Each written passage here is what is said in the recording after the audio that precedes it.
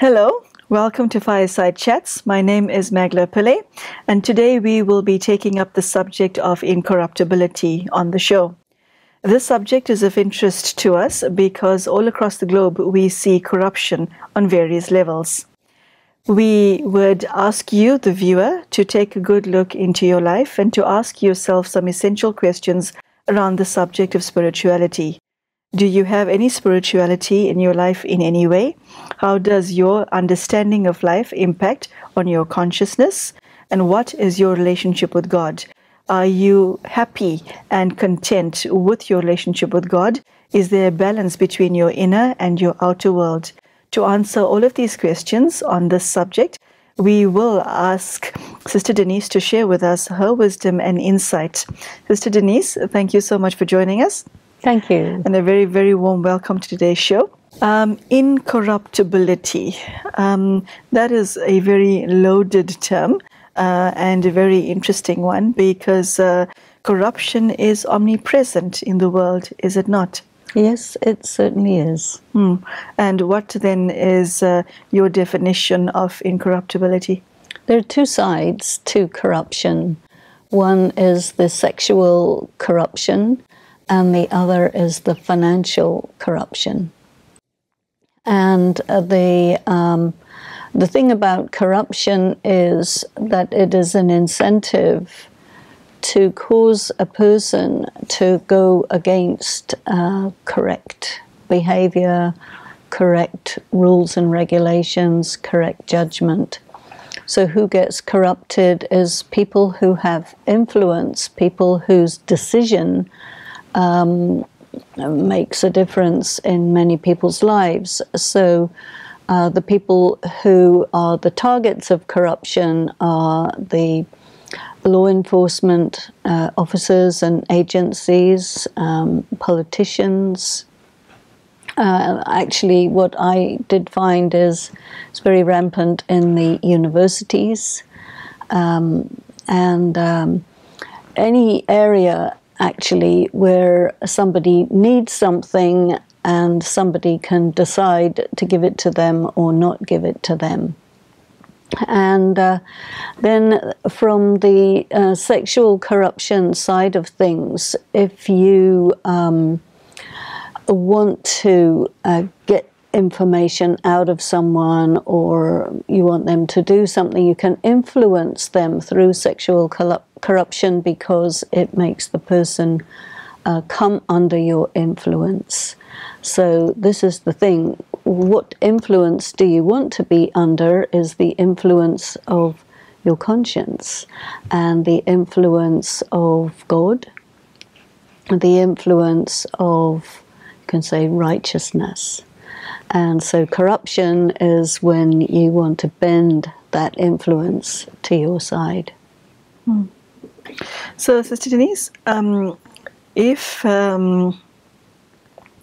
somebody is corrupt, they choose to be that way, don't they? It's not something that happens by mistake. At some point you make a decision, and then another decision, and another decision, and then you become it. I mean, the expression by Shakespeare comes to mind, "Oh, what a tangled web we weave when first we practice to deceive." So it becomes a web, doesn't it? Yes, it does. And I think what normally happens with people is someone comes along and unexpectedly offers them a bribe. And they, all of their scruples are in place, and they will say, no, no, no. And then the person will go away and come back again, you know. And it's really a matter of playing on someone's weaknesses, usually greed, you offering someone something that's too good to be true. And always it isn't true when it's too good to be true. That's why this phrase is there. And you get away with it, and maybe the first time you're worried about it, the second time you're not so worried about it, and afterwards it becomes just a normal thing. And you may be actually in an environment where if you're not corrupt, then the other thing will come along, and that is that you will be receiving threats, you see. And so the forces, the quantities of people who have an interest in things going according to their desires rather than according to, you can say, the correct way, is very, very strong. And so people who refuse to be corrupted, they pay a very heavy price insofar as their career is blocked. They may suffer different types of damage, but their conscience is clean, and I think eventually everything comes out in the wash. So if you do choose to not be corrupt, you're always going to be right with yourself. What price does someone pay for being corrupt? Because I think part and parcel of corruption is that there's almost a feeling that we'll do it in such a way that we'll get away with it. There's always like that. Yes, and the feeling, or the knowledge, or the illusion rather, that you're getting away with it is part and parcel of the thrill of corruption. So how does, what price does somebody pay, whether you're exposed or not?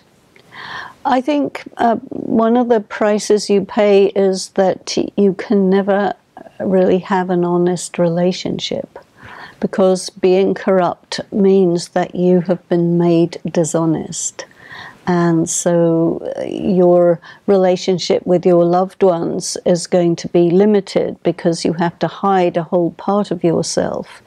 And so therefore it's not so deep, it's not so intimate. So that's a price, you know, you cannot have the happiness of relationships.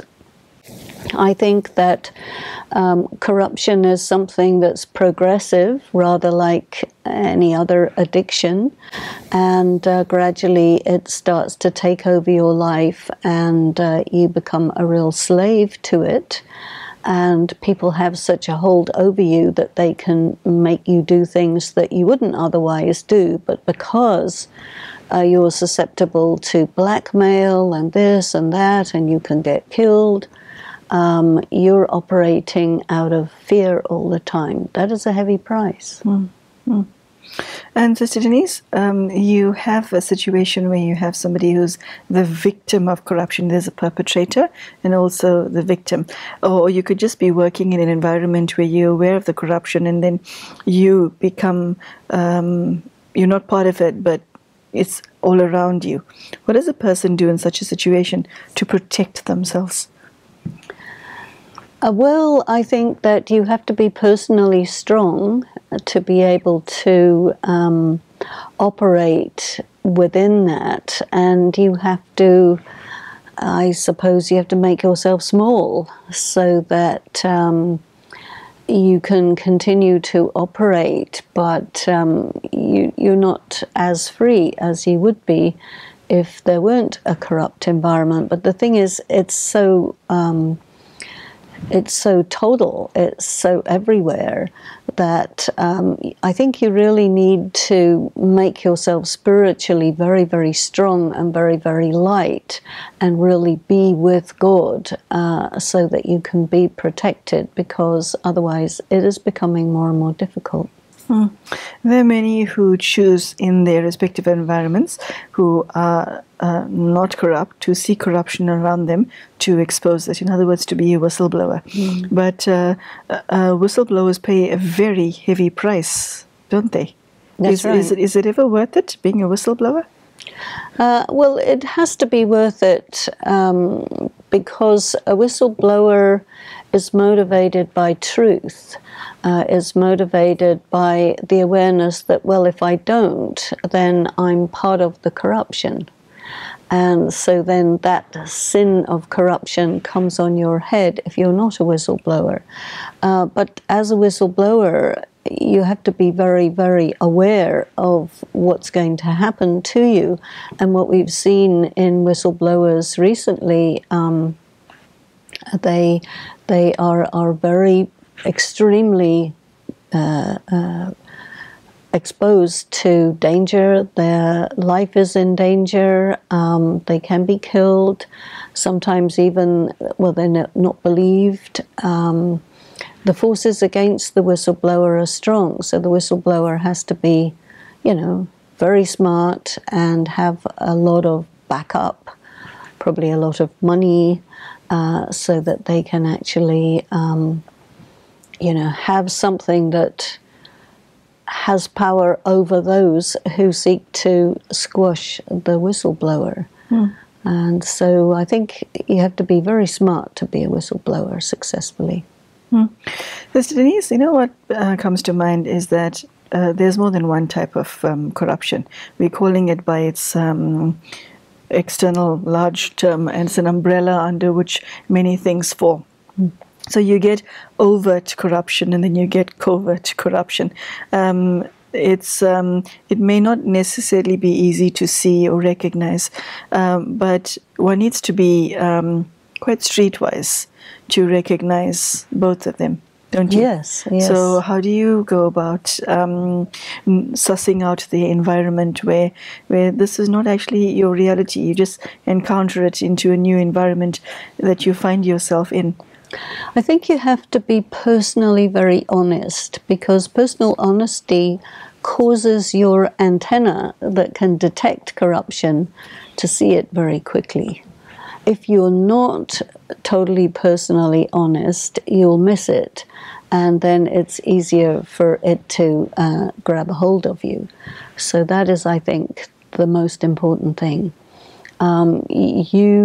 For a person who has high principles and who lives according to those principles are more important than any other thing, and then they will be able to survive in that atmosphere. But, you know, people can get at you through your loved ones, and this is what is usually done. So, in a sense, somebody who's alone, who doesn't have anything that somebody can get at you through, but then do you want to live like that? You know, it's a very difficult position in the world today now. Yes, Denise, you know, when one is faced with corruption, that word may not even enter into your mind as you're busy going about the deed. What happens is that you're offered something that has an appearance of being very attractive, money or a position or something or someone, and there's something to be gained out of it. What must one be on the inside to know that all that glitters is not gold?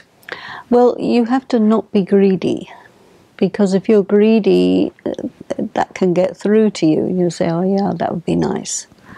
And I think that part of your personal ethical policy has to be that I will not take anything from anyone and be beholden to them, because if you receive something, you accept something, you have to give something back for it, you know. So I think it's very good to have a sense within yourself that, you know, you give your money's worth.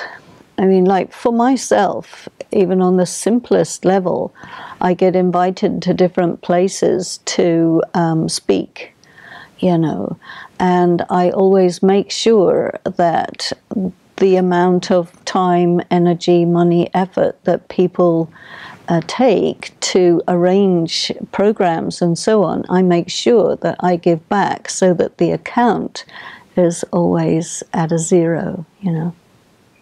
Okay.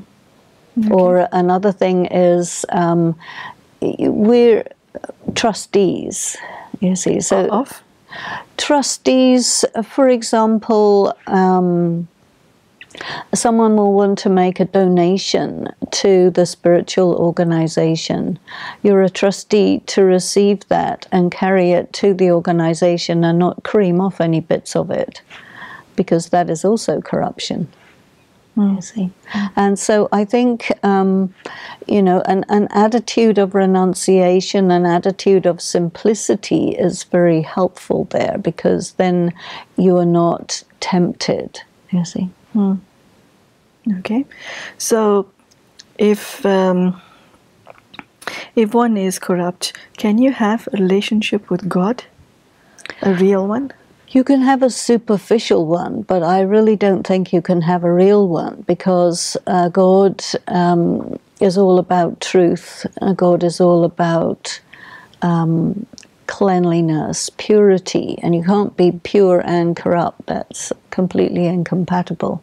So if you want to have a deep relationship with God, it's understood that that involves purity on every level. So if you are corrupt, then it means you're not pure. Then it means that, you know, you're distant from God, whether you like it or not. You have created a barrier. So Denise, how does the law of karma come into effect as far as corruption is concerned? And what I'm thinking of specifically is corruption is very rarely between two people. There's an entire chain of events that are set in motion, and say that it started between A and B, and you are person W or X, but you stand to gain from it, and you also want a piece of the pie, as it were. Although you didn't initiate, but there's something to be gained, and you also hold out your hand and say, you know, everyone's taking, I also want a piece. How does the sin spread itself out, and what is the law of karma, and how does it come into effect in such a scenario? Well, if you hold your hand out, you're part of the problem. You're implicated, you see. And if you say, no, I don't want to have anything to do with it, anyway, you'll be excluded from the action. And so you have to accept that. But I think the law of karma is such that sooner or later the whole thing is going to get exposed. Somewhere along the line it will get exposed, because the nature of the law of karma is it moves in such a way that everything eventually gets clean, you see. Because any activity that puts a person into debt, into wrong, awakens the mechanism of the law of karma, and there has to be the exposing, the equalizing, and the finishing off of that debt. So I think that really knowing the law of karma is a very good incentive to keeping yourself very clean. The law of karma makes everything clean. That's very powerful. You want to expand on that a bit? Because I never saw it from that perspective. I always saw the law of karma as being payback. Yeah, well, you see, the law of karma is connected with the phenomenon of human suffering. When no human beings are violating the laws of karma, there is no human suffering, and you hardly even notice or pay attention to the laws of karma. So the payback is very important. As soon as you start to do something which is against the laws of karma, the machinery is activated, and it will operate until you get kind of ground up in it, you know, and that's where it hurts. Okay. So Denise, if somebody has been engaged in corrupt practices in the past and has done things that are against their own conscience, and there are very few who haven't had their fingers tainted, as it were, how does one come out of it? Can you walk away from it? I don't mean the karmic consequences. I mean the habit of greed, or the habit of, taking under the table, all of those. Can you walk away from it? I think it's fairly difficult, because once you start doing that, because as you mentioned, it's a big chain, there's a lot of people involved. So if you start saying, oh, well, I don't want to do this anymore, then what is said is they'll send the jackals after you, you see, and they will take you out. So because, it's criminal activity, so then you get into a criminal world where there becomes violence, extortion, slavery, all the dark underbelly of the human experience will drag you into itself. And you will find yourself in a lot of trouble with a lot of ugly people. And that is the thing. I think that another aspect of coming out of corrupt is, well, you have to come clean, you have to admit what you did, you have to repay, and then, of course, it's going to be very difficult, because you will be losing face, your reputation will be in shreds, and to build yourself up again is quite a difficult thing. So that's a big disincentive to come clean.